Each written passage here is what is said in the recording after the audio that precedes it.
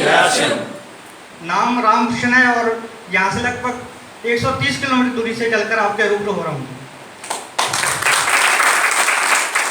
और हमारे परिवार में, जहाँ समाज में नेटवर्क मार्केटिंग को कोई नहीं जानता था, सिर्फ नॉर्मल परिवार से, एक खेती बाड़ी वाले परिवार से थे।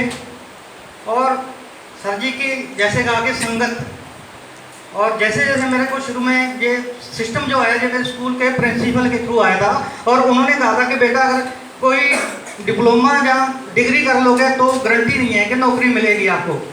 लेकिन मेरे को उन पर विश्वास था, क्योंकि वो स्कूल में प्रिंसिपल से 80 जॉब पे थे और अच्छा पैसा कमा रहे थे। तो मैंने सिर्फ उनकी गुडविल को ज्वाइन किया, और सिर्फ मेरे को आने के कारण मेरा ये था कि उनकी गुडविल मेरे को लेके आई इस सिस्टम में। और आज फिर मैंने इसकी संघर्ष शुरू किया, और मेरे गुरुदेव जिन्होंने मेरे पल पल पथ पर साथ देते हैं और बहुत अच्छी एजुकेशन दी, और आज आप लोगों के सामने मैं बातचीत कर रहा हूँ तो उन्हीं की बदौलत कर रहा हूँ। और कंधे से कंधा मिलाकर चलते हैं, और ऐसे गुरु जिसमें मेरे को माना है और मेरी पूरी टीम को माना है। और एक बार जैसे मैं नाम लूँ तो मैं चाहूँगा कि आप जोरदार ताड़ियों के साथ उनका स्वागत करें, मिस्टर शशि कुमार जी।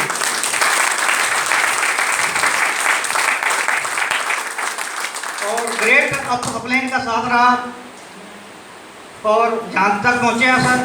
और मैसेज देने की कोई बात नहीं है, लेकिन एक चीज़ कहूँगा कि गुरुओं के गुरु, महागुरु, इनको बहुत सुनने का मौका मिलता है। और जहाँ तक भी मेरी पहुँच होती है कि सर को सुना जाए, चाहे वो जलंधर हो, लुधियाना हो, जहाँ पर सिरसा हो, जहाँ पे सर की मीटिंग होती है, तो वहाँ तक मैं पहुँचता हूँ, क्योंकि मेरे को बहुत ज़्यादा मोटिवेशन मिलता है इनकी बातचीत से, और बहुत कुछ सीखने को मिलता है। और मैसेज यही है सर, इस मीटिंग को पूरी सुन के जाना, दिमाग को खुला रखना और गुरु जी की कई बातों पर अमल करना। और एक बार जोरदार ताली चाहूँगा mister Ashish Kumar ji. Thank you, धन्यवाद। जय आशीष। जय आशीष दोस्तों। नाम भूपेंद्र सिंह सर, रानिया से बिलोंग करता हूँ, और सर मैं लगभग 3 साल से सिस्टम को सीख रहा हूँ। और सर ने जैसे 3 बातें बोली, उन पे बिल्कुल अमल किया हमने। कोई भी आज तक मीटिंग नहीं छोड़ी जिससे हम आए ना हो। सर ऐसे सीखने जो अपने सीनियर है, बस उनकी बातों को सर मान लेना बस, और उनके कहने पे लगातार यहाँ पे आते रहे। जैसे मैं अब जो मेरे पास पिन है, स्टार की पिन है, जब स्टार्ट होता है बिजनेस यहाँ से फुल, तो मेरे को लगभग 3.5 लाख से ज़्यादा ऊपर इनकम आती है। थैंक यू दोस्तों नमस्कार। परिचय पहले हो चुका है अपना। राजधारण सिरसा के अंदर प्यारा सा गाँव रोखन से बिलोंग करता हूँ। मेरे दोस्त, ये बिजनेस के अंदर आज जो मिल रहा है मेरे को, शायद गवर्नमेंट जॉब में नहीं मिल रहा, क्योंकि गवर्नमेंट जॉब के जो टीचर होते हैं यहाँ आने के बाद में ऐसे से नीचे से पैर खड़खड़ाने लग जाते हैं। लठाने लगते हैं कि नहीं लठाने लगते हैं? मेरे दोस्त, ये बिजनेस बहुत कुछ दिया मेरे को, मान दिया, सम्मान दिया। जहाँ भी जाता हूँ इज्जत 10-5-10-20 लोग लेने आते हैं कि टीचर को लेने आते हैं क्या? पैसा तो बहुत बड़ी पावर है। और अगर एक एग्जाम्पल आपके सामने रामकृष्ण जी कर सकते हैं तो सब कर सकते हैं। हेलो, यस, कर सकते हैं ना? तो मैं चाहूँगा एक बार आशीष जी के लिए जबरदस्त क्लैपिंग करें। और इनकम 9.5 लाख रुपए से ज़्यादा ले चुका हूँ, और हाईएस्ट जो है 25,580 रुपये का। Thank you. जय आशीष। दोस्तों कौन किसके करीब होता है, सब अपना अपना नसीब होता है, और मिल जाए जिसको आरसी को बड़ा खुश नसीब होता है। दोस्तों हमारे साथ शशि कुमार, आपके नजदीक हांसी का रहने वाला हूँ। इस आरसी सिस्टम को पिछले कुछ सालों से अपने सीनियरों की देखरेख में सीख रहा हूँ। मिस्टर भगवान दीक्षित जी, ज्यादा तले था उनके लिए 2 तालियां। मिस्टर रावजीत सिंह जी, जोरदार तालियां उन लोगों के लिए, जोरदार तालियां। बिजनेस दिया है, जिन्होंने बिजनेस पर खड़ा होना सिखाया है और पूरे हिंदुस्तान में घूमने का मौका दिया है, तो तालियां जोरदार ही चाहूंगा लोगों के लिए। ओके, एक ऐसे शख्सियत जो आप ही के साथ मेरे साथ में खड़े हैं, कंधे से कंधा मिला के, जो खुद भी टेक्निकल पे हैं, और इस आपके छोटे से भाई को भी अपने साथ में टेक्निकल लेवल पे खड़ा कर लिया है साथ में। सीताराम जी, जोरदार तालियां जोरदार से सामने आ गए। और रही बात मैसेज की, तो आशीष जी जबरदस्त ट्रेनिंग देते हैं। इनके ट्रेनिंग में बहुत कुछ सीखा है, और आप लोगों को भी मैं कसम खाता हूँ, स्टार रूपी में जाऊंगा ना तो आशीष जी की ट्रेनिंग को भी दे जाऊंगा। जोरदार तालियां। और रही बात इनकम की, तो हाईएस्ट पे आउट की बात करूं तो हाईएस्ट पे आउट मेरा 88,000 रुपये एक महीने का भी आया है, और टोटल इनकम की बात करूं तो 18 लाख रुपए प्लस। Thank you. जय आरसीएम। जय आरसीएम। दोस्तों, मैं आपसे एक सवाल करने वाला हूँ जिसका जवाब मेरे को पता है। क्या आप कामयाब होना चाहते हैं? यस। तो होते क्यों नहीं? आपकी कामयाबी के बीच कौन है? दोस्तों, कामयाबी के दो असूल है। एक तो कामयाबी आपके घर चला के नहीं आएगी, आपको कामयाबी के पास जाना पड़ेगा। दूसरा, कामयाबी हमेशा दर्द के कोख से जन्म लेती है, और हम आज आराम तलक हैं, जो जिंदगी जी रहे हैं उसमें खुश हैं, हम एक्स्ट्रा कुछ नहीं करना चाहते। और आज जो भी कामयाब लोग हैं, आप देखो, जो भी कामयाब लोग हैं, क्या वो अपने घर से कामयाब हुए क्या? अगर आशीष जी को आज 1.5 लाख रुपए आते हैं, तो वो सिरसा जैसे पता नहीं कितनी शहरों के अंदर जब मीटिंग लेते हैं तब उनको 1.5 लाख रुपए और 2 लाख, 3 लाख, 5 लाख और 10 लाख रुपए भी आएंगे। और हम मीटिंग का टाइम होता है 10 बजे और मीटिंग में पहुंचते ही 11:30 बजे। कामयाब होंगे क्या? सबसे पहले कामयाब होने के लिए अपने को अपनी आदतें सुधारनी पड़ेगी। भाई साहब सीताराम सर, पिछले 11 साल से इस बिजनेस को सीख रहा हूँ, और ये बिजनेस अपने को क्या दे सकता है? जो व्यक्ति कभी साइकिल पर नहीं चढ़ा था, आज वो 10 लाख की गाड़ी के अंदर सफर करता है। आरसीएम में जब आया नहीं था, उससे पहले मेरे घर में एक साइकिल थी, वो भी पापा सर्विस करते थे, तो वो अपनी ड्यूटी पे चले जाते थे, तो मेरे पास कुछ नहीं था। आरसीएम बिजनेस में आने के बाद में मैंने बाइक परचेज की, उसके बाद में 2009 के अंदर दूसरी बाइक परचेज की, उसके बाद में 2011 के अंदर मैंने टाटा विस्टा गाड़ी ली, और अभी 26 तारीख को बलेनो गाड़ी मैंने परचेज की। आरसीएम बिजनेस अपने को क्या दे सकता है?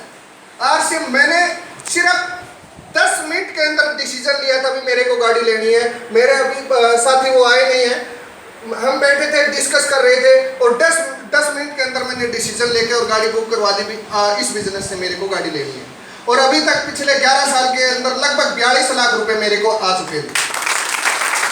दोस्तों, कामयाब होना है तो आज आशीष जी को ध्यान से सुन लेना और इनकी हर एक बात को अमल कर लेना। मैं गारंटी देता हूँ आप 42 नहीं 42 करोड़ रुपए भी कमा सकते हैं। जय आरसीएम, जय आरसीएम। एक बार जोरदार तालियां होनी चाहिए सबके लिए, जोरदार क्लैपिंग। दोस्तों, मेरा नंबर भी इसी कड़ी में आता है। 11 साल पहले इस बिजनेस को शुरू किया। पहला चेक आया 512 रुपए का 4 महीने बाद। अगर 1 साल की इनकम की बात करें तो लगभग 11,000 रुपये पूरे साल में आए। और पिछले 132 महीनों की इनकम, यानी पिछले 11 साल की टोटल इनकम की बात करें तो मेरे परिवार में इस बिजनेस से लगभग 4 करोड़ से ज़्यादा की इनकम आ चुकी है। लेकिन आज मुद्दा ये नहीं है कि मेरे परिवार में 4 करोड़ आया है, इनमें से किसी साथी के परिवार में 42 लाख आया, 24 लाख आया, 18 लाख आया। सवाल ये है कि आपके घर में पैसा कैसे आ सकता है? जानना चाहते हैं साहब? Yes. उसी चीज के लिए आए ना आज हम। तो अगले 30-40 मिनट हम पॉइंट टू पॉइंट बात करेंगे कि ये 3 चीजें बदल के, अपने प्रोडक्ट बदल के, अपनी बातें बदल के, अपनी संगत बदल के हम कैसे अपनी जिंदगी बदल सकते हैं। ये आरसीएम बिजनेस क्या है, ये आरसीएम बिजनेस किस मॉड्यूल पे काम करता है, और इस बिजनेस को चलाने के लिए कौन से फंडामेंटल या सिद्धांतिक चेंज हमें अपने आप को करने पड़ेंगे। तैयार है साहब आप लोग? हम शुरुआत करते हैं आरसीएम बिजनेस से। मेरा ये मानना है कि आरसीएम बिजनेस एक बदलाव है। क्या है साहब? बदलाव। और इतिहास हमें बताता है अगर हमें जीवन में आगे बढ़ना है, तरक्की करनी है, उन्नति करनी है, विकास करना है, तो हमें अपने आप को समय समय पे बदलना पड़ेगा। यस और नो? आपने कहावत सुनी होगी, जो समय के साथ चलता है वो जीत जाता है, और जो समय के साथ नहीं चलता वो हार जाता है, पिछड़ जाता है, पीछे रह जाता है। यस और नो? और ऐसे सैकड़ों उदाहरण हैं जिन्होंने अपने आप को समय के अनुसार नहीं बदला, आज वो खत्म हो चुके हैं। एक दो नहीं, सैकड़ों उदाहरण हैं। आज से हजारों साल पहले इस दुनिया का सबसे बड़ा प्राणी होता था डायनासोर। नाम सुना है साहब आप लोगों ने? Yes. कहीं दिखाई देता आपको? नहीं। कहां विलुप्त हो गया? खत्म। कारण, जिस जमाने में डायनासोर था उस जमाने में कुत्ते, खरगोश, बंदर थे। आज भी नजर आते हैं? आते कि नहीं आते साहब? लेकिन वो डायनासोर हमें कहीं नजर नहीं आ रहा। कारण क्या है? वो अपने आप को बदलने को तैयार नहीं हुआ, और उसका परिणाम क्या है कि आज वो डायनासोर या तो हमें हिस्ट्री के चैनल में नजर आता है या फिर हिस्ट्री की किताबों में ही नजर आता है। यस और नो? ऐसे बिजनेस में भी बहुत सारे उदाहरण हैं जिन्होंने अपने आप को समय के अनुसार नहीं बदला, आज वो खत्म हो चुके हैं। आज से 20, 30, 40 साल पहले अगर आपको गाड़ी लेनी होती तो सबसे बड़ी गाड़ी या सबसे बढ़िया गाड़ी किसको माना जाता था? एम्बेसडर को। आज वो एम्बेसडर कहीं नजर आ रही है बाजार में? कारण क्या है? वो अपने आप को बदलने को तैयार नहीं थी। उसका परिणाम ये है कि आज उसको मार्केट से आउट होना पड़ गया। आज से 10-15 साल पहले अगर किसी ने मोबाइल खरीदा होगा तो कौन सा मोबाइल? नोकिया। आज वो नोकिया कहीं नजर आ रहा है बाजार में? नहीं। खत्म। क्यों? क्या उसकी टेक्नोलॉजी खराब थी? नहीं। क्या उसकी क्वालिटी खराब थी? क्या उसके रेट वाजिब नहीं थे? सब चीजें फेवरेबल थी, लेकिन उसने अपने आप को लोगों की जरूरतों के अनुसार नहीं बदला। उसका परिणाम क्या हुआ कि उसको बाजार से आउट होना पड़ गया। मजबूरी में, चाहता नहीं था लेकिन मजबूरी में आउट होना पड़ गया। इसके विपरीत ये भी इतना ही सच है कि जो समय के साथ चलता है वो आगे भी निकल जाता है। आज मैं गुड़गांव का रहने वाला हूं और गुड़गांव पूरी दुनिया में प्रसिद्ध है एक चीज के लिए, मारुति के लिए। मारुति कार देखी आप लोगों ने? वो जितनी भी मारुति गाड़ियां बनती हैं सब गुड़गांव में बनती हैं। आज से 30 साल पहले गुड़गांव में जब पहली बार मारुति का प्लांट लगाया, संजय गांधी ने लगवाया, तो उस समय लोग हंसते थे, कहते ये डिबिया जैसी गाड़ी चल पाएगी क्या? क्योंकि मैं बात कर रहा हूं 30 साल पहले की। उस समय रोड चकाचक नहीं होते थे। जितनी बड़ी मारुति की गाड़ी थी उससे बड़े तो रोड पे गड्ढे होते थे। तो लोग हंसते थे, लोग शंका करते थे कि मारुति सक्सेस होने वाली नहीं है। लेकिन मारुति ने लोगों की हंसी की चिंता नहीं करी, उसने लोगों की जरूरतों की चिंता करी। उसने अपने आप अंदर लोगों की जरूरतों के अनुसार बदलाव किए। उसने देखा कि मारुति की पहली गाड़ी कौन सी थी साहब? मारुति 800। जब मारुति 800 बाजार में आई तो उसने देखा यार ये गाड़ी की जो हाइट है, इसकी हाइट थोड़ी सी छोटी है और जैसे ही गड्ढे में जाते हैं तो लोगों के सर टकराते हैं, तो परेशानी होती है लोगों को। उसने अपने अंदर बदलाव किया और एक ऊंची हाइट की छत वाली गाड़ी निकाल दी, जिसको आगे चल के लोगों ने वैगनार का नाम दिया। जैसे ही वो नया मॉडल आया मारुति का, वैगनार का, तो सेल बढ़ गई कि नहीं बढ़ गई साहब? ग्राहक बढ़े कि नहीं बढ़े? हम बात कर रहे हैं आज से 30 साल पहले की। आज एक नारा चलता है, हम दो हमारे दो। क्या चलता है साहब? हम दो हमारे दो। लेकिन आज से 30 साल पहले हम दो और हमारे कम से कम आधा दर्जन का नारा चलता था। हंसो मत, थोड़ा सा एक पीढ़ी पहले जाके देख लो, कम से कम 6, 4-5 बुआ, 3-4 चाचे तो सबके नॉर्मल थे। उससे कम होते थे तो डाउट की नजरों से देखते थे लोग। लेकिन जो वैगनार कार थी वो तो 2 आगे और 2 पीछे बैठने के लिए बनी थी। परिवार में मेंबर 6-8, गाड़ी में बैठेंगे 4। अब शादी ब्याह में किसी का निमंत्रण आया तो आधा परिवार घर में रहेगा, आधा शादी में जाएगा। लेकिन मारुति ने इस जरूरत को समझा लोगों की और एक मारुति वैन जिसमें 2 आगे और 6 पीछे बैठ सकते हैं निकाली। जैसे ही वो नया मॉडल आया, सेल बढ़ गई कि नहीं बढ़ गई?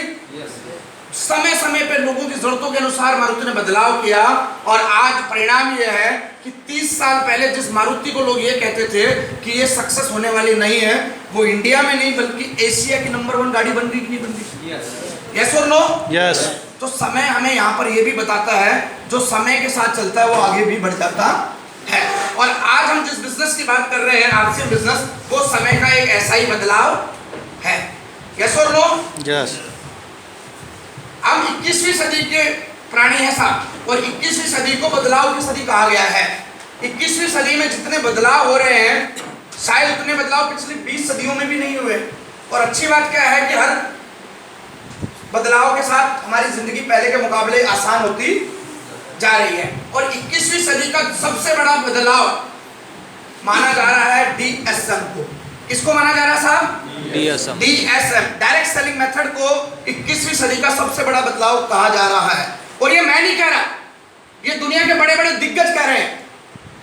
ये वही दिग्गज जिन्होंने आज से 50 साल पहले से हर बदलाव के बारे में हमें पहले ही बता देते हैं। उन्होंने फिर से ऐलान किया है कि हर दशक में एक नई इंडस्ट्री जन्म लेती है और वो जो व्यक्ति उस इंडस्ट्री में शुरुआती दौर में घुस जाता है, अगले 20-30 साल तक वही व्यक्ति उस इंडस्ट्री से पैसा कमाता है। थोड़ा सा आप पीछे जाएंगे, हम यहाँ से 60-70 साल पहले, आप समझेंगे उस बात को। 1950 की बात करते हैं। 1950 के दशक में अर्थशास्त्रियों ने कहा कि अब प्लास्टिक इंडस्ट्री तेजी से ग्रो करेगी। जो लोग प्लास्टिक के धंधों में जाएंगे, प्लास्टिक बनाएंगे या प्लास्टिक बेचेंगे, वो लोग खूब पैसा कमाएंगे। लेकिन हम बात कर रहे हैं आज से 70 साल पहले की। उस समय दुनिया में प्लास्टिक का नामो निशान नहीं था। प्लास्टिक के बारे में लोग जानते ही नहीं थे, तो लोग हंसी उड़ाते थे, प्लास्टिक का क्या बनेगा? तो किसी ने मजाक में कह दिया प्लास्टिक के बर्तन बनेंगे। तो किसी समझदार आदमी ने पूछा, साहब प्लास्टिक के कप में चाय पिएंगे तो कप पिघल नहीं जाएगा क्या? पिघलता है साहब? नो। आज 70 साल बाद 95% जो प्रोडक्ट हम इस्तेमाल करते हैं या तो पूरे के पूरे प्लास्टिक के बने हुए हैं या उनमें प्लास्टिक का इस्तेमाल होता है। यस और नो? आज प्लास्टिक सब इस्तेमाल कर रहे हैं, लेकिन कहाँ कौन गया साहब? जिसको ये बात 1950 में समझ में आ गई थी। प्लास्टिक की सबसे हल्की चीज होती है प्लास्टिक की पन्नियां। जिस व्यक्ति ने प्लास्टिक की पन्नी बनाने का या बेचने का कारोबार कर लिया था, वो भी आज करोड़पति बना हुआ है। यस और नो? फिर नया दशक आया 1960। 1960 में फिर अर्थशास्त्रियों ने कहा अब वो लोग पैसा कमाएंगे जो गैस एंड ऑयल सेक्टर, तेल और गैस के धंधे करेंगे। गवर्नमेंट ने नई उस समय गैस का इजाद हुआ था, इंडियन जो अपने रसोई गैस होती है, गवर्नमेंट ने एजेंसियां बांटी, गवर्नमेंट ने पेट्रोल पंप देने शुरू किए। तो लोग कहते थे गैस खाना बनाएंगे, कौन बनाएगा गैस से खाना? हमारे यहाँ तो दुनिया भर के खेत है, दुनिया भर के साधन है, हमें गैस की जरूरत नहीं है। लोगों ने एजेंसियां नहीं ली। पेट्रोल की बात होती थी, लोग कहते पेट्रोल कौन बनवाएगा? पेट्रोल खामा हम पेट्रोल पंप लेंगे, आधा किला हमारा बर्बाद होगा, इससे अच्छा तो हम उस आधे किले में खेती करेंगे, 2 बोरी अनाज होगा, पूरे साल में चलेगा। लोग इस तरह की बातें करते थे। और आज 60 साल बाद आप देखिए, कोई ऐसा घर आप मुझे बता दीजिए जिसमें 24 घंटे में एक बार पेट्रोल या गैस की जरूरत ना पड़ती हो। सब है कोई साहब? कोई ऐसा घर नहीं है। आज इस्तेमाल सारी दुनिया कर रही है, लेकिन कमा कौन गए साहब? जिनको ये बात 1960 के दशक में समझ में आ गई। आज पेट्रोल पंप वाला या गैस की एजेंसी वाला करोड़पति आदमी है कि नहीं है साहब? क्या आम आदमी के पास है पेट्रोल पंप? एक समय था जब वो आम आदमी को भी मिल रहा था, लेकिन आज जिसके पास है वो सब करोड़पति बन चुके हैं। फिर 1980 का दशक आया, बहुत बड़ा परिवर्तन आया कंप्यूटर के नाम पे। दुनिया ने बहुत विरोध किया कि कंप्यूटर आएगा, बेरोजगारी फैल जाएगी, ये होगा वो होगा। और आज 40 साल बाद में जिस कंप्यूटर का हम ये कह के विरोध कर रहे थे बेरोजगारी फैल जाएगी, वही कंप्यूटर सबसे ज्यादा लोगों को रोजगार दे रहा है कि नहीं दे रहा साहब? यस और नो? आज इस्तेमाल सब कर रहे हैं कंप्यूटर, लेकिन कमा कौन गया? जिसको ये बात आज से 40 साल पहले समझ में आ गई। 2000 फिर अर्थशास्त्रियों ने कहा अब वो लोग पैसा कमाएंगे जो इंटरनेट के माध्यम से अपने बिजनेस को चलाएंगे। बड़े बड़े दिग्गज उद्योगपतियों ने कहा इंटरनेट, कंप्यूटर से क्या बिकेगा? और आज आप देखिए, सुई से लेके हवाई जहाज तक कंप्यूटर में बिकता है कि नहीं बिकता इंटरनेट के माध्यम से? आपने कभी कल्पना करी थी कि आप के घर में किसी महिला को एक साड़ी खरीदनी, जिस महिला को एक साड़ी खरीदनी होती है वो 12 दर्जन दुकानें चेक करती है। किसी व्यक्ति ने कभी कल्पना करी थी कि एक साड़ी खरीदने के लिए 12 दुकानें देखने वाली महिला भी आने वाले दिनों में घर बैठे बैठे कंप्यूटर से साड़ी खरीद लेगी? और आज हो रहा है कि नहीं हो रहा साहब? फ्लिपकार्ट, Amazon.com, घर बैठे बैठे शॉपिंग हो रही है कि नहीं हो रही? हो रही।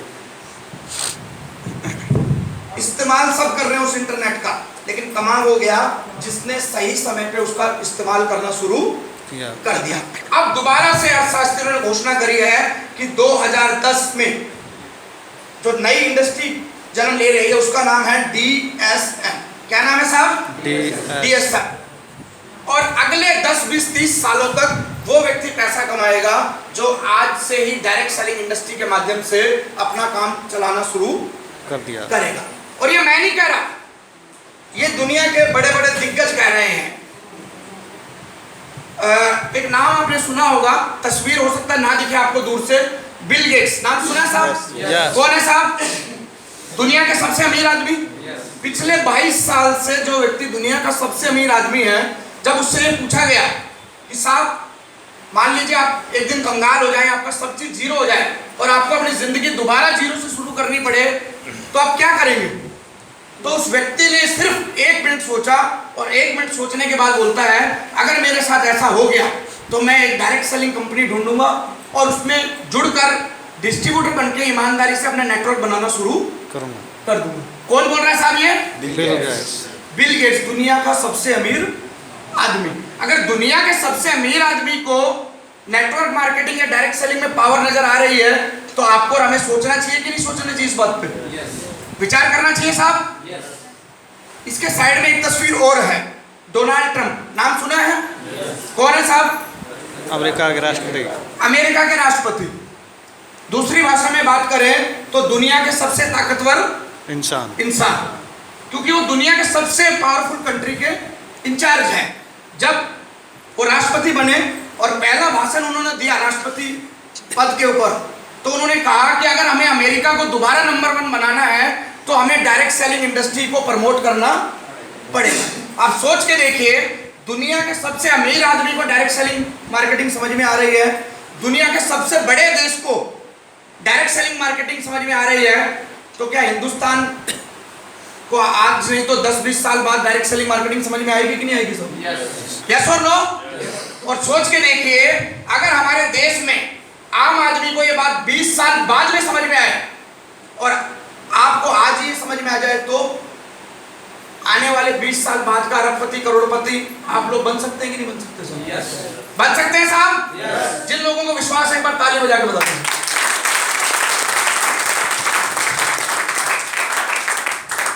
तो हमें डायरेक्ट सेलिंग इंडस्ट्री को समझना चाहिए कि नहीं समझना चाहिए साहब? yes. समझना चाहिए? yes. तो मेरा ये मानना है, डायरेक्ट सेलिंग को समझने से पहले हमें इनडायरेक्ट सेलिंग को समझना थोड़ा जरूरी है। अगर हम इनडायरेक्ट सेलिंग को समझ जाएंगे तो हमारे लिए डायरेक्ट सेलिंग को समझना और आसान हो जाएगा। हमारे आज तक का एक पारंपरिक बिजनेस चलता आ रहा है हमारी दुनिया में, हम सब कस्टमर हैं। हम सब क्या है साहब? कस्टमर। और कस्टमर को जब भी किसी सामान की जरूरत पड़ती है तो कहाँ जाता है? अपने घर में ही बना लेता है। यस और नो? नो। इसका मतलब आप थोड़ा थोड़ा जाग रहे हैं, थोड़ा थोड़ा सो रहे हैं।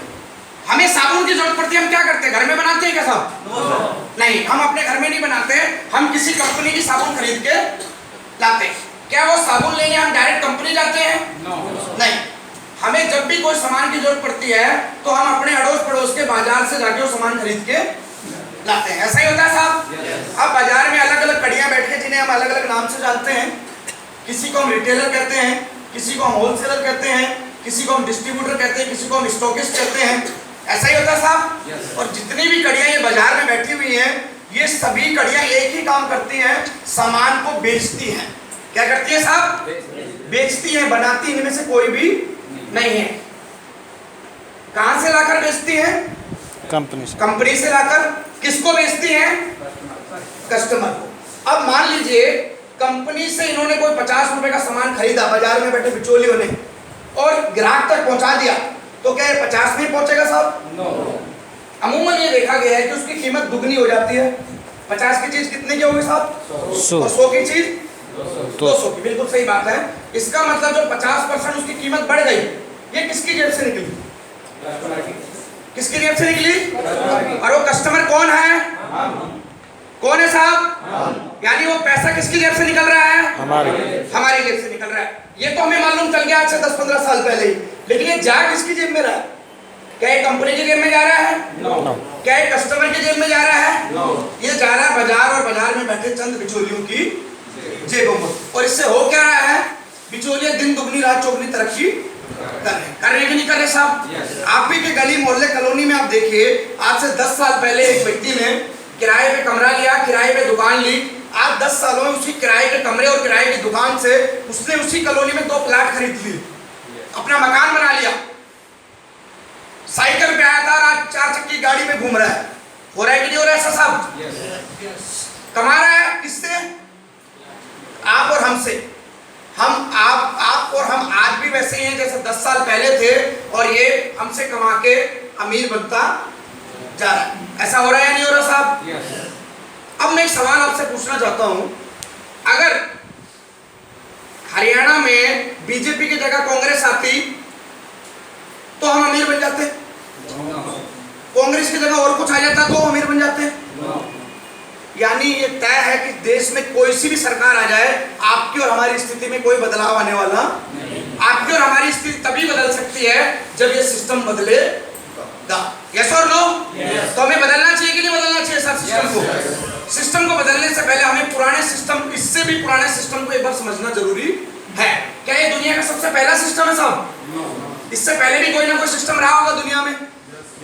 आप लोगों ने किताबों में पढ़ा होगा या गांव देहात में सुना होगा, पहले एक सिस्टम चलता था अदला बदली का। आपके पास गेहूं है, मेरे पास बाजरा है, मैं आपको बाजरा दे दूंगा, आपसे गेहूं ले लूंगा। सिस्टम था साहब। आप लकड़ी का काम करते हैं, मैं कपड़े का काम करता हूं, मैं अपने कपड़े सिल दूंगा, आप मेरे घर में लकड़ी का काम कर देना। था या नहीं था साहब ऐसा सिस्टम? उसके बाद ये दुकानों वाला सिस्टम आया, आ गया। पुराने से नया आ गया तो नए से नया नहीं आ सकता क्या? और आज हम जिस सिस्टम की जानकारी लेने के लिए इकट्ठा हुए हैं वो आज तक का सबसे नया सिस्टम है। नया होते हुए भी उसको चलते हुए 60 साल हो चुके हैं। कितने साल साहब? 60 साल पहले अमेरिका से सिस्टम की शुरुआत हुई और अमेरिका ने सिस्टम को एक नाम दिया 60 साल पहले। क्या नाम दिया जी? DSM। ये DSM क्या कहता है कि कंपनी सामान बनाती है, कस्टमर सामान इस्तेमाल करता है। अगर कंपनी को ऐसा सिस्टम लगा दे कि सामान डायरेक्ट कस्टमर तक आने लग जाए तो काम चल सकता है कि नहीं चल सकता साहब? और अगर ऐसा हुआ तो जो सबसे बड़ा चमत्कार होगा वो ये होगा कि हमें बाजार और बाजार में बैठे बिचौलियों की जरूरत। इसका सीधा सा मतलब ये हुआ कि जो 50% पैसा इन बिचौलियों के पास चला जाता था वो 50% पैसा आगे से आपके और हमारे पास आना शुरू हो जाएगा।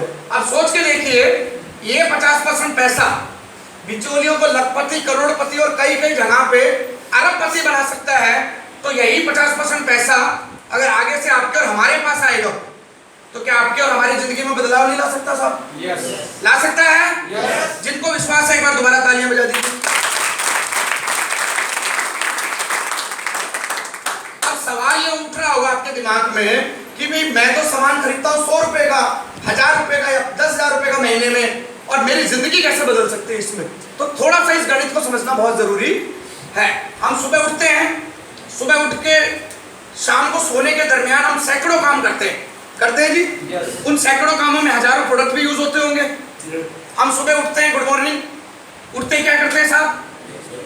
पेस्ट करते हैं। घर में बनाते हैं, कहीं से खरीद के लाते हैं? खरीद के लाते हैं। कितने रुपए की अमूमन पेस्ट आती है बाजार में? 40, 50, 60 रुपए की। 60 रुपए की पेस्ट अगर ग्राहक को मिली तो फैक्ट्री से भी 40 की, 60 की चली होगी। कितने की चली होगी? 30 की। 30 कहाँ गया साहब? बाजार और बाजार में बैठे बिचौलियों के पास। 30 रुपए एक पेस्ट पे 100 करोड़ लोगों ने पेस्ट खरीदी। तो जैसे ही पेस्ट करते ही आपके और हमारे खातों से निकल के 3000 करोड़ रुपए जैसी बड़ी रकम कहाँ चली जाती है? बिचौलियों के खाते में। क्या हम पेस्ट ही यूज करते हैं? उठे, पेस्ट किया, उसके बाद क्या करते हैं? नहाए। नहाने में क्या इस्तेमाल होता है साहब? साबुन। घर में बनाते हैं, खरीद के लाते हैं। 20 रुपए का साबुन हम खरीद के लाए तो कंपनी से कितने का चला होगा? यानी 10 रुपए कहाँ गया? बिचौलियों के पास। और 10 रुपए एक साबुन पर 100 करोड़ लोगों ने साबुन खरीदी। तो एक साबुन खरीदते ही आपके और हमारे अकाउंटों से निकल के 1000 करोड़ रुपए कहाँ चला गया साहब? बिचौलियों के अकाउंटों में। उठे, नहाए और पेस्ट किया, और ये दो काम करते ही 4000 करोड़ जैसी बड़ी रकम आपके और हमारे खातों से निकल के बाजार और बाजार में बैठे चंद बिचौलियों के खातों में चली जाती है हर महीना। और आप सोच के देखिए, क्या हम दिन में सिर्फ 2 ही काम करते हैं? दिन में हम 200 काम करते हैं, जिसमें 2000 से ज्यादा प्रोडक्ट इस्तेमाल करते हैं हम डेली। तो आप सोच सकते हैं ये रकम कितनी बड़ी हो सकती है? सोच सकते हैं साहब? अब सोच के देखिए, अगर ये लाखों करोड़ों वाली इनकम आगे से चंद बिचौलियों के बजाय आपके और हमारे घर में आने लग जाए तो जिंदगी में बदलाव आ सकता है कि नहीं आ सकता साहब? लेकिन इस लाखों करोड़ों रुपए की इनकम को लेने के लिए 3 चीजें बदलनी पड़ेगी। कौन कौन सी? प्रोडक्ट। क्योंकि पुराने सिस्टम से प्रोडक्ट खरीदना बंद करोगे तभी तो नए सिस्टम से खरीदना शुरू करोगे। दूसरा, बातें। जो भी बातें कर रहे थे आज तक आप लोगों से वो करते रहे, लेकिन उसके अलावा थोड़ा बहुत टाइम निकाल के आरसीएम की बातें करोगे तभी तो लोग आपके साथ जुड़ेंगे। और तीसरी चीज क्या बदलनी पड़ेगी? संगत। जो लोग आज तक आपको आगे नहीं बढ़ना देना चाह रहे थे, उन लोगों की संगत छोड़ोगे तभी तो आगे बढ़ोगे। यस और नो? कर सकते हैं साहब ये? डायरेक्ट सेलिंग क्लियर हो गया? डीएसएन कर सकते हैं? ओके। अब सवाल ये उठता है कि भाई डायरेक्ट सेलिंग ही करना है तो कौन से प्रोडक्टों की करें? क्योंकि मार्केट में तो हर दूसरी कंपनी कोई ना कोई डायरेक्ट सेलिंग मार्केटिंग लेके घूम रही है। तो अगर आपको डीएसएन बिजनेस ही करना है, डायरेक्ट सेलिंग मार्केटिंग ही करनी है, तो आपको कौन से प्रोडक्टों की मार्केटिंग करनी है ये समझना बहुत जरूरी मुद्दा है। अभी मैंने रिसेंटली एक किताब पढ़ी, उसमें बिजनेस की परिभाषा लिखी थी। एक ऐसा काम जो किसी समस्या का समाधान करेगा वो बिजनेस कहलाता है। क्या कहलाता है साहब? जो काम किसी समस्या का समाधान करेगा वो क्या कहलाता है? बिजनेस। और जो काम जितनी बड़ी समस्या का समाधान कर सकता है वो उतना ही बड़ा बिजनेस बन सकता है। क्लियर है साहब? जो काम किसी समस्या का समाधान करेगा वो क्या कहलाएगा? बिजनेस। और जो काम जितनी बड़ी समस्या का समाधान करेगा वो क्या कहलाएगा? वो उतना बड़ा बिजनेस। तो हमें ऐसे बिजनेस करना है जो बड़ी से बड़ी समस्या का समाधान कर सकता हो। एक सर्वे हुआ है पिछले सालों पूरी दुनिया का, उसमें निकल के आया है, सर्वे था 21वीं सदी की सबसे बड़ी समस्याएं या सबसे बड़े चैलेंजेस। इस सर्वे में कुछ आंकड़े निकल के आए हैं, आप चौंक जाएंगे उन आंकड़ों को देखकर। पूरी दुनिया का सर्वे हुआ, उसमें यह माना गया है आतंकवाद को पूरी दुनिया एक समस्या मानती है। ये है कि नहीं है? वैसे मैं आप लोगों से पूछना चाहता हूँ, आतंकवाद समस्या है कि नहीं है साहब? हरियाणा में भी समस्या है, पंजाब में भी समस्या है, राजस्थान में भी समस्या है, पाकिस्तान में भी समस्या है, इंग्लैंड में भी समस्या है, जर्मनी में भी। दुनिया में आतंकवाद एक समस्या है या नहीं है? पूरी दुनिया में 9% लोग आतंकवाद को समस्या मानते हैं। उसी सर्वे में दूसरा निकल के आया है अशिक्षा, इलिटरेसी, अनपढ़ता, अशिक्षितता, यानी पढ़ा लिखा ना होना भी एक बहुत बड़ी समस्या मानी गई है 21वीं सदी की। आपके विचार में ये समस्या है या नहीं है साहब? आदमी जितना कम पढ़ा लिखा रहेगा उसको प्रोग्रेस करने में उतनी ज्यादा दिक्कत आएगी। मानते हैं आप ये बात? और पूरी दुनिया में 11% लोग अशिक्षितता को भी समस्या मानते हैं। उसी सर्वे में निकल के आया है वर्ल्ड वार 3, तीसरे महायुद्ध की संभावना को भी बहुत सारे बुद्धिजीवी 21वीं सदी की समस्या मानते हैं। बहुत सारे बड़े बड़े मंचों पे आप देखोगे, यूएन में जाके देखोगे, बहुत सारे देश बड़े बड़े लोग आपस में एक दूसरे से बात कर रहे हैं कि कैसे पूरी दुनिया में शांति बनाए रखें, क्योंकि अगर महायुद्ध छिड़ गया तो दुनिया खत्म हो सकती है कि नहीं हो सकती साहब? तो एक समस्या है या नहीं है ये? 7% लोगों ने इस बात को भी समस्या माना है। उसी आंकड़े में बेरोजगारी, अनएम्प्लॉयमेंट, बेरोजगारी को भी दुनिया में बहुत बड़ी समस्या माना गया है। 23% लोग दुनिया में मानते हैं कि जितनी भी बड़ी समस्याएं हैं उनकी जड़ शुरू होती है बेरोजगारी से। आज हमारे देश में जितने भी बड़े क्राइम हो रहे हैं, कारण क्या है? बेरोजगारी। एक आदमी चोरी चकारी क्यों कर रहा है? क्योंकि उसके पास कोई काम नहीं। एक आदमी किसी को मारने के लिए मजबूर क्यों हो रहा है? क्योंकि उसके पास कमाने का कोई और जरिया नहीं है। और ये हिंदुस्तान में नहीं, पूरी दुनिया में 23% लोगों ने इसको एक बहुत बड़ी समस्या माना है। लेकिन चौंकाने वाला आंकड़ा तब आया जब उसी दुनिया ने हेल्थ एंड वेलनेस, स्वास्थ्य से जुड़ी समस्याओं को लगभग 41% लोगों ने दुनिया की 21वीं सदी की सबसे बड़ी समस्याओं में गिना है। और छठे नंबर पे अदर्स, और छोटी मोटी समस्याएं थी, 9% लोगों ने इनको माना है। अब आप चेक करें, आज की डेट में दुनिया के सामने दो सबसे बड़ी समस्या क्या है साहब? बेरोजगारी और हेल्थ एंड वेलनेस। और लकीली हम जिस आरसीएम बिजनेस के साथ जुड़े हुए हैं वो इन दोनों बड़ी समस्याओं का हल है कि नहीं है साहब? तो आप समझ सकते हैं बिजनेस क्या है जो किसी समस्या का हल करेगा। वो बिजनेस कहलाएगा। और जो बिजनेस जितनी बड़ी समस्या का हल करेगा वो उसके अंदर उतना बड़ा बिजनेस बनने की संभावना है। तो अगर हमारा बिजनेस दुनिया की 2 सबसे बड़ी समस्याओं का हल निकल सकता है तो हमारा बिजनेस आने वाले सालों में दुनिया का सबसे बड़ा बिजनेस बन सकता है कि नहीं? yes.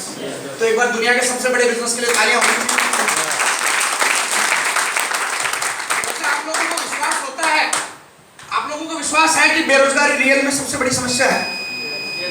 विश्वास है सब? एक फाइल मैंने पिछले दिनों तैयार करी है, उससे मैं आपको प्रूव करता हूं कि कैसे, क्या मामला है?